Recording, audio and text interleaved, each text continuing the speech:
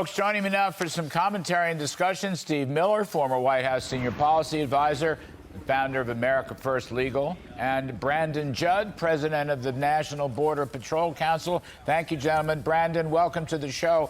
I would just ask you, is there any evidence that there's any replacement for Title 42, that the Bidens don't want open borders, that, in fact, they would enforce this so-called Title 8, which would deport them on an asylum basis? In your judgment, having been down there on the ground for a long period in law enforcement, is anything changing? Larry, I wish I could say that it was. I wish I could say that this administration was actually going to do right by the people. But all you have to do is look at that rule that they implemented. They could have stopped that rule when they said that if you enter between the ports of entry or illegally, you're going to be presumed ineligible. They could have ended it right there, but they didn't. They allowed for an appeals process. That means that rule is going to become null and void. Once they appeal it, and by the way, it's not just that they get to appeal it. We, Border Patrol agents, we have to hand them a notice that they have the right to appeal it. So once they appeal it, then they go into the removal proceedings, and once they go into those proceedings, they're going to be released into the United States. It's just going to perpetuate catch and release. And catch and release is that magnet that draws so many people to cross our borders illegally. This administration is doing absolutely nothing. The problem is whenever Secretary Mayorkas gets on TV, he lies to the American people, and because the mainstream media doesn't fact check him, those lies become truth. And that's why we don't get more people that are screaming and yelling at the top of their lungs about what's going on the border. They don't understand what's happening unless they're tuning into Fox Business and Fox News. Oh, goodness. Steve Miller, look at, President Trump said it last night on that CNN town hall thing. They should have replaced Title 42. It's not as though there aren't any infectious diseases or drugs and so forth. They should have continued to build the wall that he launched. They should have continued to remain in Mexico. They should have negotiated with the government of Mexico. Unfortunately, AMLO has turned his back on us. But they've done nothing, Steve Miller, nothing at all, and it's still an open border. Well, Larry, this isn't a mystery. We are living through their endgame. We are witnessing their plan reaching its conclusion.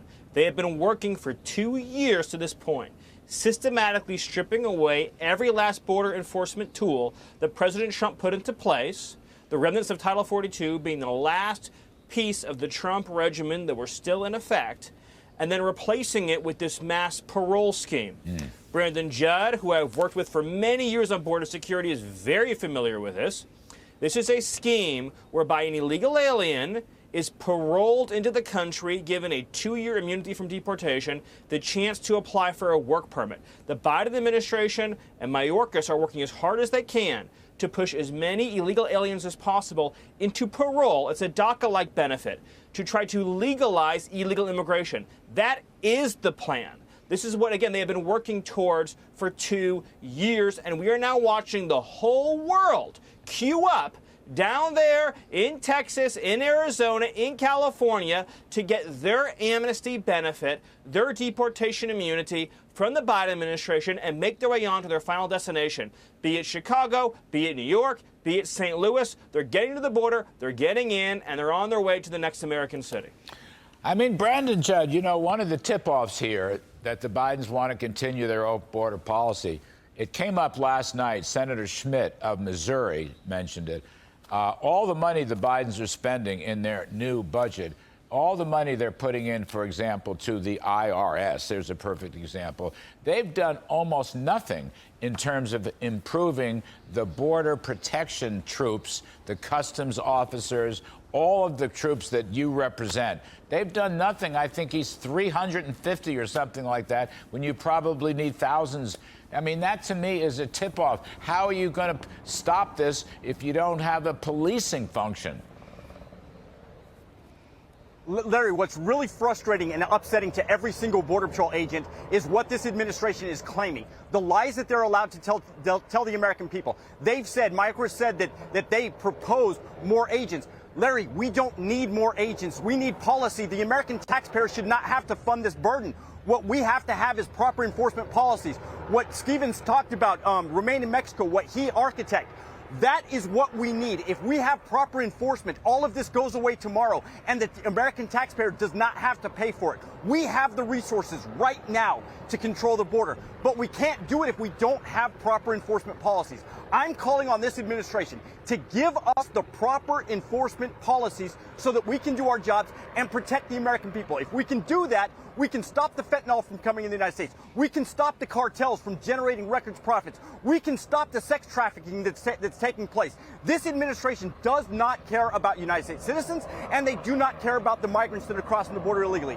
Look at their actions. Don't listen to their words. Their actions speak it all. Brandon Judd, specifically, if you would, what would be the most important policy change that would assist you in protecting the border? Challenge Flores, re-implement Remain in Mexico, and if you don't re-implement Remain in Mexico, challenge Flores and hold people in custody. That will stop people from coming. If people think that they're going to be released into the United States, they're going to continue to come. It was proven under President Trump that once we stop that, they stop coming. And Steve Miller, the other point is taking this the next step. So tens and tens of thousands, maybe hundreds of thousands of illegals are coming into the interior of the United States. And Steve, as you well know, we have it here in New York City. They don't want them. They don't have the budget for them. They can't house them. They can't feed them. They can't care for them. Chicago is the same way.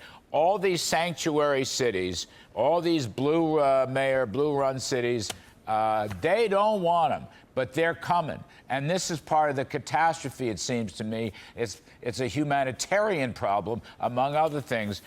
You know, there's no freedom if you have ill health, ill clothed, no job opportunities, no health, whatever. And these cities don't want them. So the interior is another catastrophe that the Bidens are not dealing with.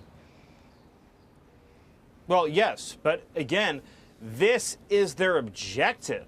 They want to crash the American system. Larry, capitalism and free markets cannot survive if you flood the American economy with illegal workers who need food support, who need shelter, who need free education, who need free medical care. It will completely crash the capitalist system. Yep. And people will cry out from the left, and they will say, where's the housing? Where's the shelter? Where's the medical care? Where's the education? They will demand taxpayer subsidies. They will demand higher taxes. They will demand wealth redistribution. They will demand that we soak the working people of this country to raise the standard of living for people who have no right to be here and who do not have an education in their home country, let alone in this country. So it will be an economic catastrophe in addition to a public safety catastrophe. As Brandon Judd has said, all that is required is to reinstate the policies that were in effect in the year 2020. That is it. That is all that is required. And this administration has chosen to do the exact opposite by choice, by design, by intention.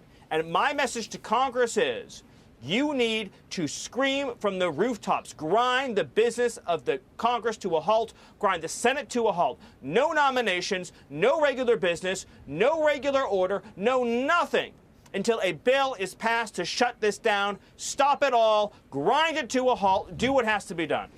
All right, we'll leave it there. Well said. Both of you, thank you ever so much, Steve Miller. And Mr. Brandon Judd, thank you for coming on.